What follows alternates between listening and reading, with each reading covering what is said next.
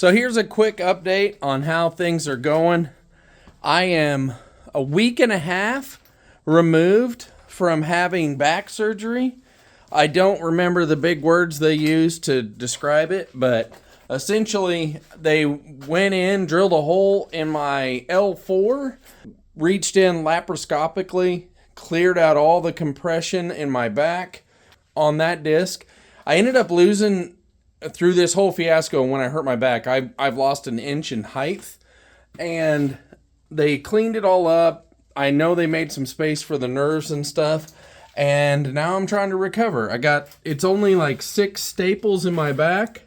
I get those out at 2 weeks. In 4 weeks, I think I can start to do stuff, and after 8 weeks, I'm fully released, and I just have to be careful for the rest of my life, but I'm in significantly less pain.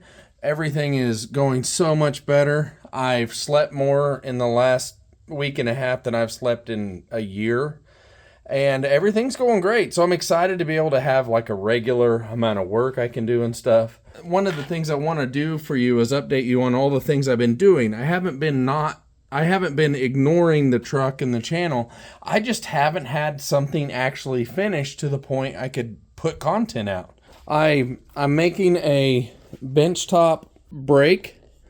Essentially, I'm wanting to make, if you watch Make It Custom with Carl Fisher, I'm wanting to make one of those profilers, but I just don't have $600 right now, and I won't have $600 for a while because I've had back surgery, and there's been some other medical things in my family that have pretty much spent all of our money. So I'm trying to make the things I can do as little as possible. So this is the start of a profiler, and I realized very quickly that I needed a press to be able to make a good bucket to hold. I'm going to use nylon. I'm going to use nylon, industrial strength nylon. And you can tell this is a one shot. I'm not going to edit this a lot, so it is what it is. Just a Harbor Freight air hammer that's going to run it. I'm going to bend those into these frames right here. I'm going to bend those into buckets. So it's 2 inches deep, 3 inches tall, and 8 inches long. I bought 2 of them. Those are going to be the dies for hammering out all of these body lines, that you like, all this body line here, but specifically on the back. It's been a minute since you've seen it, so here you go. After doing the passenger B-pillar, I started work on the driver's side, and everything was terrible. Like, it just wasn't working out. The math wasn't working. And I ended up cutting all of this out. I cut out that roll bar bottom and had to move it. I needed to change the cab corner on the driver's side. And you can see I have significantly repositioned it.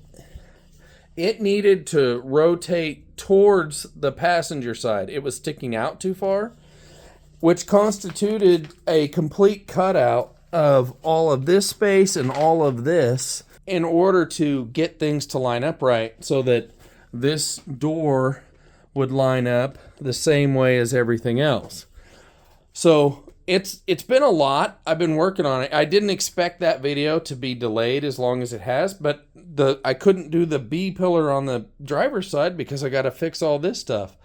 And I've decided I'm just going to redo this whole body line and make it a lot nicer, because this panel's got a lot of damage in it. And let me see if I can show it. There's so much wave in that thing. And most of that, I think, is just from being used as a truck that was in the 30s, because they beat the crap out of it. So I'm going to replace that whole back panel, but I need to make that body line. In order to make that body line, I need a profiler that I could really use. I tried using a pipe, it just wasn't working great. And in order to make the profiler thing, I needed a press brake. And so now I've got a press almost completely done. And once that's done, then I can make the buckets really tight to hold the nylon secure, and away we go. It's not going to be anything special. I just bought a 10-ton hydraulic jack and it's going to go up and down and do everything I need it to do. But the fun part is I have decided to go ahead and suicide the doors. I don't know if I'm going to suicide both or just the drivers. I've always kind of liked the idea of just doing the drivers. But I bought a suicide door hinge kit, and I'm going to suicide the driver's door for sure. And I'm really excited about that. I've wanted to do that on this truck the whole time.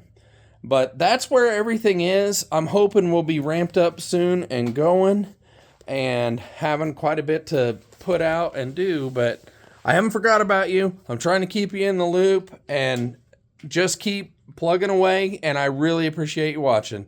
Thanks.